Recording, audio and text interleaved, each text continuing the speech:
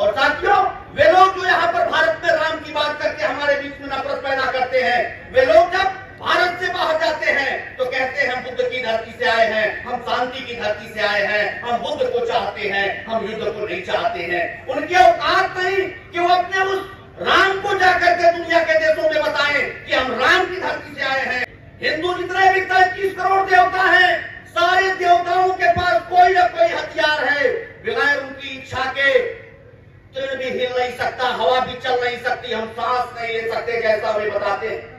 लेकिन वे लोग जिनके बगैर इच्छा के हम कुछ भी नहीं कर सकते, उनको अपनी रक्षा के लिए किसी को गदा चाहिए, किसी को त्रिशूल चाहिए, किसी को तलवार चाहिए, किसी को तीर धनुष चाहिए। तो उस रामभद्राचार्य के घर में, जहां पर वो रामभद्राचार्य अपना डंडी लेकर बैठा था, रामभद्राचार्य के घर में बैठकर जब बहस करना शुरू किया और हमने प्रतिवाद किया तो कहा कितना पढ़े हो? हमने कहा MSc BEd है। कहा तुमसे बहस करेंगे।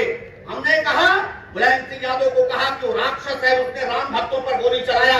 हमने कहा कि जिस राम को आप मर्यादा पुरुषोत्तम कहते हैं, उस राम ने गर्भवती सीता को जंगल में छोड़ दिया, कहा कि राजधर्म का तकाजा है। जिस राम को आप मर्यादा पुरुषोत्तम कहते हैं, उस राम ने शंभूक ऋषि को का गर्दन काट दिया, इसलिए कि एक ब्राह्मण ने कहा कि तुम्हारे राज में कहीं कहीं अनीत हो रही है और तुम इस बात को देखो। और शूद्र शंभूक का गर्दन काट दिया इसलिए कि वो पढ़ रहे थे और पढ़ा रहे थे। आप कहते हैं कि वो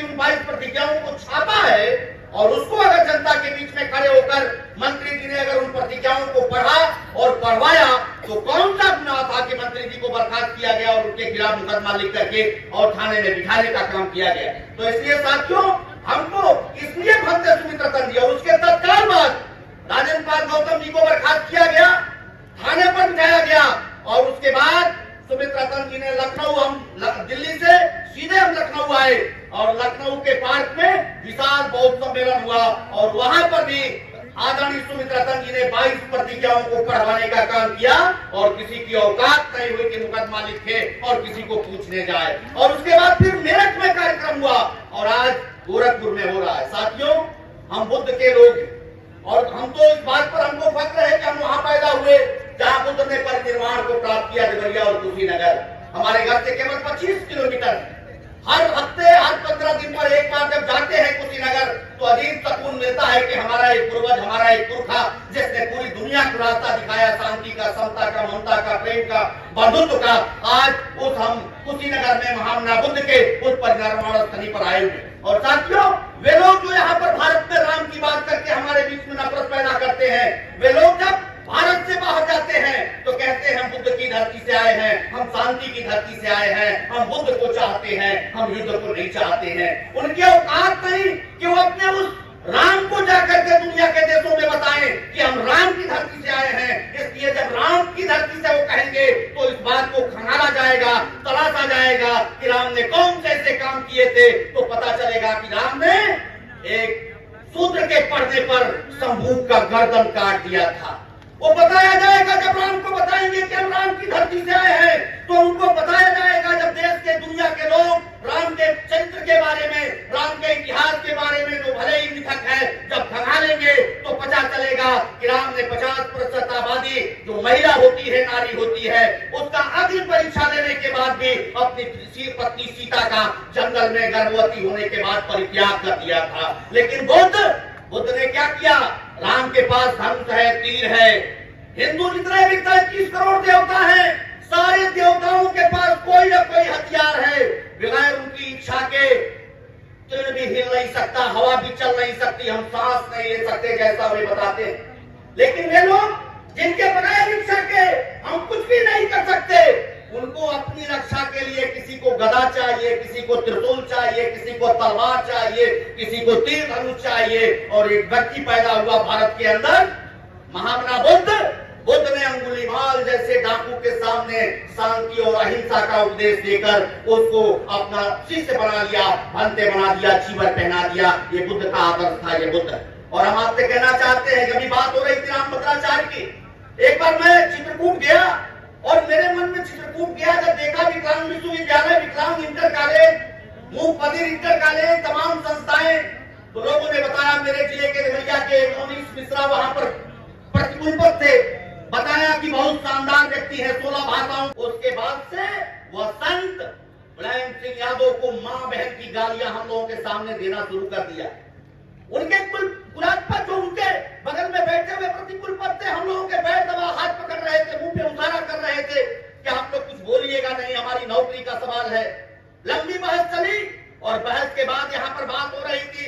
मौर्य जी कह रहे थे हमने ललकारा कि पटना में आइए। मैं तो उस रामभद्राचार्य के घर में, जहां पर वो रामभद्राचार्य अपना डंडी लेकर बैठा था, रामभद्राचार्य के घर में बैठकर जब बहस करना शुरू किया और हमने प्रतिवाद किया तो कहा कितना पढ़े हो? हमने कहा MSc BEd है। कहा तुमसे बहस करेंगे। हमने कहा मुलायम सिंह यादव को कहा कि वो राक्षस है, उसने राम भक्तों पर गोली चलाया।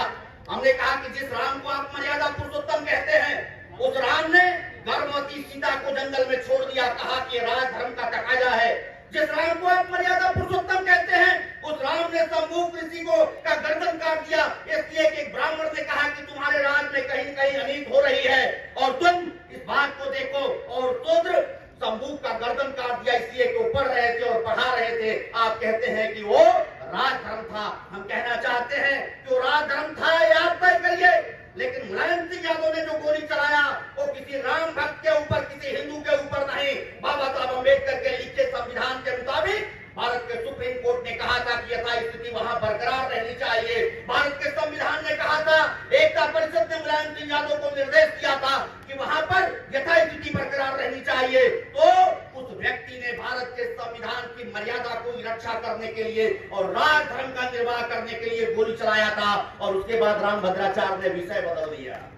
रामभद्राचार्य ने हमसे कहा कि शंभूक वध और सीता परित्याग काल्पनिक है।